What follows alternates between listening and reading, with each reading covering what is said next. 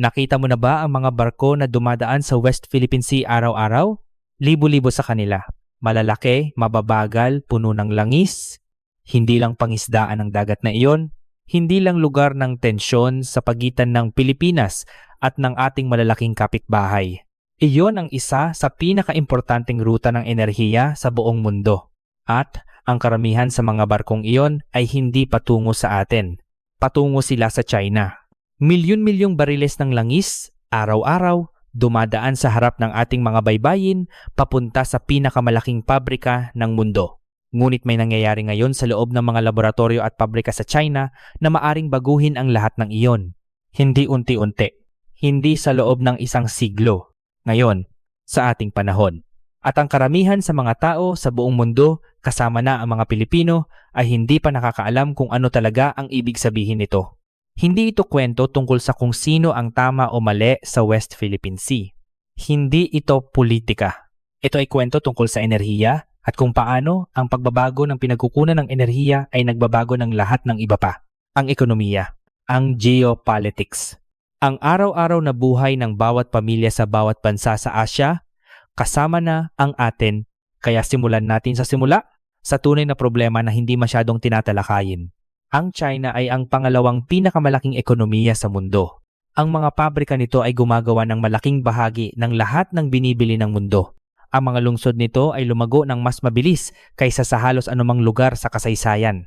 At lahat ng paglago na iyon, bawat bahagi nito ay tumatakbo sa enerhiyang hindi talaga kontrolado ng China. Mahigit 70% ng langis ng China ay nagmumula sa ibang mga bansa, ang gitnang silangan, Africa, Rusya. Iyon lamang ay isang nakamamanghang pag-asa. Ngunit ang tunay na problema ay hindi kung saan nagmumula ang langis. Ang tunay na problema ay kung paano ito naglalakbay. Bawat bariles ng langis na iyon ay kailangang lumipat sa mga tanker sa karagatan. At halos lahat ng mga tanker na iyon ay dumadaan sa isang makitid na linya ng tubig, isang makipot na koridor sa pagitan ng mga pulo ng Malaysia at Indonesia na tinatawag na Strait of Malacca. Sa pinakamakitid na punto nito, ito ay wala pang 3 kilometro ang lapad. Hindi iyon isang shipping lane. Iyon ay isang butas ng susi. Isang butas ng susi na kailangang dumaan ng isang buong ekonomiya araw-araw. Sa anumang araw, halos isang kapat ng lahat ng langis na kalakalan sa buong planeta ay dumadaan sa butas ng susi na iyon. Para sa China, mas mataas pa ang konsentrasyon.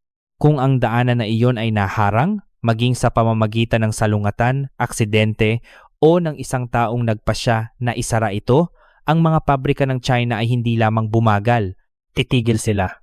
Ang supply chain ay mag-iimbolyo, ang mga presyo ay tataas, ang ekonomiya ay mahahabla kaagad. Ang mga militar na tagaplano ay may pangalan para dito. Tinatawag nila itong Malacca Dilemma.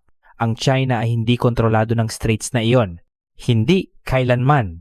Sa isang seryosong krisis, maaaring may ibang makagawa nito na nangangahulugang may ibang maaaring mahawak ng pindutan ng POS sa pangalawang pinakamalaking ekonomiya ng mundo.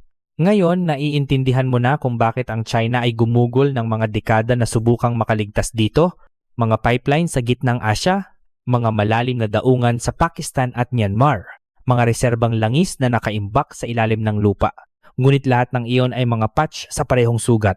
Ang langis ay kailangan pa ring tumawid sa isang karagatan. Ang kahinaan ay hindi nawala. Ang magbabago nito ay hindi isang mas malaking pipeline o isang mas malalim na reserba. Ang magbabago nito ay enerhiyang hindi na kailangang gumalaw. Enerhiyang ginawa mismo kung saan kailangan ito mula sa mga bagay na nasa lahat ng dako na at iyon ang eksaktong natuklasan ng China kung paano itayo. Sa Shanghai, sa Lingang District, may isang pabrika na bumubukas noong Enero ng 2026. Ang pangalan ng kumpanya ay Carbonology. At ang ginagawa nito ay maaaring tumunog imposible kung hindi mo mauunawaan ang kimika sa likod nito. Gumagawa ito ng jet fuel mula sa hangin at tubig. Walang langis. Walang pagmimina. Walang tanker. Mga makina lamang na humihinga ng carbon dioxide mula sa langit, pinagsama ito sa hydrogen na nahati mula sa tubig gamit ang solar power at ginagawang eksaktong parehong gasolina na napupunta sa mga makina ng eroplano. At narito ang bahagi na tunay na kahanga-hanga, Ang mga makina ng eroplano ay hindi maaaring makilala ang pagkakaiba. Ang kimika ay magkapareho sa kung ano ang lumalabas mula sa isang oil field maliban sa walang hinukay, walang isinugulong at walang nasunog para gawin ito. Ang airline ay mayroon ng mga kontrata para sa gasolina na ito. Ang European Union ay pumasa ng isang batas na nangangailangan na 2% ng lahat ng aviation fuel ay dapat magmula sa mga napapanatiling pinagkukunan ngayon at ang numerong iyon ay umaangat sa 70% bago mag-2050. Nangangahulugang kahit bago maging mas mura ang gasolina na ito kaysa sa regular na jet fuel, may mga garantisadong mamimili na naghihintay. Nagsimula ang carbonology sa isang linya ng pagsubok na 100 tonelada bawat taon. Ang susunod na hakbang ay isang demonstrasyon na halaman na 1,000 tonelada. Pagkatapos, 5,000 tonelada. Pagkatapos, isang buong komersyal na pasilidad na nagtatarget ng 100,000 tonelada bawat taon bago mag-2027. Ang Sequoia China at ang Yellow River Delta Investment Fund ay naglagay na ng seryosong pera sa likod nito. Kapag ang mga mamumuhunan na nakakita ng bawat pitch ng enerhiya sa planeta ay nagsimulang sumulat ng mga tseke, kadalasan ay nangangahulugang ang mga taong pinakamalapit na tumingin sa mga numero ay nagpasya na ito ay totoo. Ngunit ang paggawa ng gasolina ay isang piraso lamang ng palaisipan ng enerhiya dahil kahit na maaari kang gumawa ng gasolina kahit saan, mayroon ka pa ring isa pang malaking problema. Paano mo itatago ang enerhiya kapag hindi sumisinag ang araw? Sa Gobi Desert, nag-on ang China ng isang ganap na naiibang uri ng sistema ng imbakan ng enerhiya noong huling bahagi ng 2025. At ang hilaw na ideya sa likod nito ay halos nakakatawang tunog hanggang sa mapagtanto mo kung gaano kahusay ito gumagana. Ni-freeze nila ang hangin? Iyon lang. Iyon ang pangunahing konsepto. Kumuha ng ordinaryong hangin, ang parehong bagay na hinihinga mo ngayon, at palamigin ito sa negatibong 174 na degree Celsius. Sa temperaturang iyon, ang hangin ay titigil na maging isang gas at magiging isang likido. Maaari mo itong ibuhos sa mga tangke, itago tulad ng anumang ibang likido, at ito ay nakaupo doon ng tahimik na naghahawak ng lahat ng potensyal na enerhiyang iyon, tulad ng isang ganap na sinisingil na baterya na naghihintay na gamitin. Pagkatapos, kapag kailangan mo ng kuryente, hayaan mong mainit muli ang likidong hangin. Habang ito ay umiinit, lumalawak ito, at lumalawak ito ng 750 beses ng dami ng likido nito. Hindi iyon isang maliit na pagpapalawak. Iyon ay isang pagsabog ng dami na kinokontrol at pinamamahalaan sa pamamagitan ng mga turbine. Ang mga turbine ay umiikot, ang mga generator ay gumagawa ng kuryente, ang kapangyarihan ay bumabalik sa grid. Ang pasilidad sa Gobi ay tumatakbo kasama ang isang 250 megawatt na solar farm. Sa araw, kapag ang solar farm ay gumagawa ng mas maraming kapangyarihan kaysa sa lokal na grid na kailangan, ang labis ay napupunta sa paggawa ng likidong hangin sa halip na masayang-saya.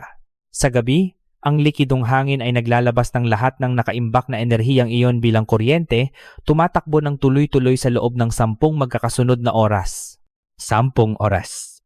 Mahigit doble ng maaaring maihatid ng pinakamalaking mga instalasyon ng lithium battery sa mundo.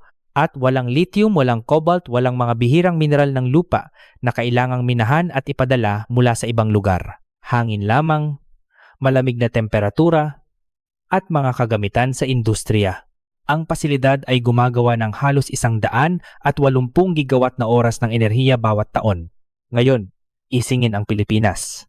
Alam nating lahat ang brownout, alam nating lahat ang pagkawala ng kuryente sa gabi, sa tag-ulan, sa mga panahon ng bagyo. Ang teknolohiyang ito ay hindi solusyon para sa China lamang. Ito ay solusyon sa isang problema na pamilyar sa atin. Ngunit ang mga makina ay ginagawa sa China. At sino ang magbebenta ng mga makina sa mundo? Iyan ang tanong na dapat nating simulang itanong. Ibalik natin ang ating atensyon sa kung ano pa ang ginagawa ng China dahil ang jet fuel at naka-freeze na hangin ay 2 lamang sa 6 na magkakaibang breakthrough na tumatakbo ng sabay-sabay. At ang susunod na isa ay nagsasangkot ng isang molekula na halos walang nag-iisip bilang isang gasolina. Ammonia. Malamang nakilala mo ito bilang maanghang na bagay sa ilang mga produktong panlinis, simple, ordinaryo, nasa lahat ng dako. Ngunit ang ammonia ay isa rin sa mga pinakamalakas na kasangkapan sa buong malinis na transisyon ng enerhiya at narito kung bakit. Ang hydrogen ay isang hindi kapani-paniwalang malinis na gasolina. Kapag sinusunog mo ito, ang tanging lumalabas ay tubig, ngunit ang hydrogen mismo ay isang bangungot na dalhen. Ito ang pinakamagaang na elemento sa universo na nangangahulugang ang pagpapanatili nito na nakasusubo at malamig na sapat para ilipat sa mga karagatan sa malalaking dami ay napakamahal at teknikal na komplikado. Niresolusyon ng ammonia ang problema na iyon. Maaari mong ilak ang hydrogen sa loob ng mga molekula ng ammonia para sa ligtas at abot-kayang transportasyon, dalhin ito sa karagatan tulad ng anumang ibang likidong gasolina at pagkatapos ay ipul ang hydrogen pabalik sa destinasyon. Ang ammonia ay mahalagang isang sisidlan na nagdadala ng malinis na enerhiya mula sa kung saan ito ginawa patungo sa kung saan ito kailangan. Tradisyonal na, ang paggawa ng ammonia ay nangangailangan ng napakalaking init, dumudurog na presyon at isang malaking input ng mga fossil fuel. Ang proseso sa likod nito ay responsable para sa paggawa ng pataba na nagpapakain sa halos kalahati ng populasyon ng mundo. Palagi itong marumi, gutom sa enerhiya at nakatali sa natural na gas. Sa Shanxi Province, sa China, nagbago iyon. Mayroong isang solar-powered ammonia plant na tumatakbo sa 100 toneladang sukat. Ito ay gumagana sa temperatura ng silid, walang natural na gas, walang fossil fuel, nitrogen lamang na hinihinga mula sa hangin at hydrogen na ginawa mula sa tubig gamit ang solar power. Ang halaman ay patuloy na tumatakbo ng mahigit 1,200 oras na mahigit 50 magkakasunod na araw na may mahigit 70% kahusayan. At narito kung bakit ito mahalaga, lalo na sa konteksto ng Pilipinas at ng buong rehiyon. Ang ammonia ay maaaring direktang maggasolina ng malalaking barko. Ang Japan at South Korea ay nagsusuri na ng mga sasakyan na pinapagana ng ammonia sa tunay na mga kondisyon ng karagatan. Kung ang industriya ng pagpapadala na nagdadala ng halos 70% ng lahat ng kinakalakal sa buong mundo ay lumilipat patungo sa ammonia bilang pangunahing gasolina nito, ang langis na kasalukuyang nagpapagana sa mga barkong iyon ay nagiging opsyonal, hindi mas mura. Opsyonal. Isingin ang kahulugan nito para sa mundo na nakilala natin. Ang mga barko na tumatakbo sa harap ng ating mga baybayin, ang mga kargamento na dumadaan sa West Philippine Sea, ang lahat ng iyon ay maaaring ganap na mabago ng isang molekula na nagmumula sa hangin at tubig. Ngayon, humakbang paatras at tingnan ang buong larawan ng isang sandali, synthetic jet fuel mula sa hangin at tubig. Grid scale na imbakan ng enerhiya mula sa naka-freeze na hangin. Malinis na produksyon ng ammonia mula sa sikat ng araw. Bawat isa sa mga ito ay isang hiwalay na sinulid, ngunit hilahin ang alinman sa kanila at mararamdaman mo ang parehong sentro na humihila pabalik. At ang sentrong iyon ay isang solong molekula na nag-uugnay sa lahat. Bawat solong isa sa mga teknolohiyang ito ay tumatakbo sa hydrogen. Ang synthetic jet fuel ay nangangailangan ng hydrogen para gawing likidong gasolina ang nahuling carbon dioxide. Ang frozen air storage ay nangangailangan ng malinis na kuryente at ang hydrogen ay lalong nagiging pinakamalinog na paraan para mabuo ito sa sukat. Ang solar ammonia ay nangangailangan ng hydrogen bilang pangunahing sangkap nito. Ang hydrogen ay hindi lamang isang gasolina sa sistemang ito. Ito ang karaniwang pera na ginagawang gumagana ang buong ekonomiya ng malinis na enerhiya. Na nangangahulugang ang tunay na tanong ay kung gaano karaming hydrogen ang maaaring gawin ng China at kung gaano kabilis lumalaki ang numerong iyon. Noong 2019, ang produksyon ng green hydrogen ng China ay nasa humigit kumulang 23,000 tonelada bawat taon. Noong 2024, umakyat ang numerong iyon sa 125,000 tonelada bawat taon.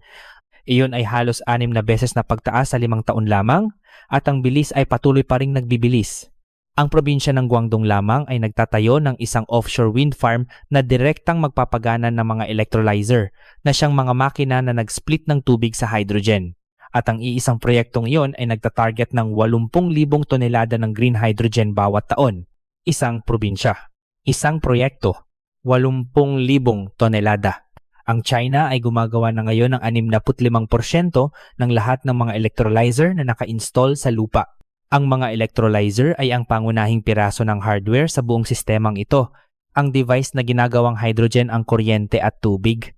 Kung kontrolado mo ang produksyon ng makina na iyon sa isang pandaigdigang sukat, kontrolado mo ang bilis ng buong transisyon para sa iyong sarili at para sa lahat ng ibinebenta mo. Ginawa ng Beijing ang posisyon nito opisyal. Ang hydrogen ay nakasulat na ngayon sa Chinese National Energy Law na may parehong legal na katayuan gaya ng langis at gas. Itinakda ng gobyerno ang isang target na presyo na wala pang 25 yuan bawat kilo bago mag 2030 at nag-commit ng 33 bilyong yuan sa direktang pamumuhunan para maabot ang layuning iyon. Ihambing iyon sa langis.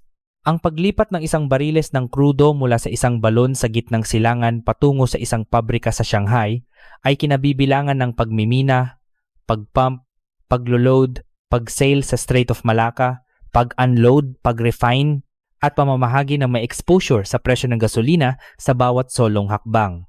Ang hydrogen na ginawa mula sa hangin at tubig ay may isang gastos na bumababa bawat taon at isang supply chain na kasya sa loob ng isang gusali. Kahit ang pinakamalaking incumbent players ng China ay nararamdaman ang paglilipat ng lupa, ang pinakamalaking kumpanya ng oil refining ng bansa ay nakita ang mga kita na bumaba ng 37% noong 2025. Hindi dahil bumagsak ang demand, kundi dahil ang mga alternatibo ay nagsisimulang makipagkumpetensya. At ang kanilang tugon ay hindi lumaban sa pagbabago. Nagbago sila. Halos 789 milyong yuan ang nakatuon para gawing isang napapanatiling aviation fuel plant ang isang umiiral na unit ng produksyon ng gasolina at diesel. Isang kumpanyang itinayo sa langis na pumipili na muling buuin ang sarili sa paligid ng isang bagay na iba habang tumatakbo pa rin. Hindi iyon isang babala tungkol sa hinaharap. Iyon ang hinaharap na dumating ng maaga. Ngunit narito ang bahagi na halos lahat ng coverage ng kwentong ito ay ganap na nilaktawan. Dahil habang lahat ng ito ay nangyayari sa mga pabrika at disyerto at solar plants, may mas mahabang laro na nilalaro. At ang laro na iyon ay nagpaparating sa lahat ng narinig mo na mukhang ang unang galaw. Bawat teknolohiya sa kwentong ito ay umaasa pa rin sa isang panlabas na input. Ang mga solar panel ay nangangailangan ng sikat ng araw. Ang wind turbine ay nangangailangan ng hangin. Kahit ang mga pinakamahusay na sistema ng imbakan ay nagtatrabaho sa paligid ng katotohanan na ang supply ng enerhiya ay hindi pare-pareho. Maaari mo tong iimbak, maaari mo tong palawigin. Ngunit, hinahabol mo pa rin ito. Iyon ang huling kandado. Ang panghuling hindi nalulutas na problema. Pare-pareho, on demand, walang limitasyong kapangyarihan na available 24 na oras sa isang araw, anuman ang panahon, season o heograpiya. Iisang teknolohiya lamang sa kasaysayan ng tao ang maaaring teorya ng magbigay nito. Fusion energy. Ang parehong proseso na nagpapagana sa araw mismo. Sa fusion, dalawang magaang na atomo ay pinilit na magsama sa matinding temperatura. Kapag sila ay sumama, naglalabas sila ng napakalaking burst ng enerhiya. Walang carbon dioxide. Walang matagal na radioactive na basura. Walang pinagmumulan ng gasolina na maaaring harangin sa isang straight o mabili sa isang premium. Ang gasolina ay hydrogen.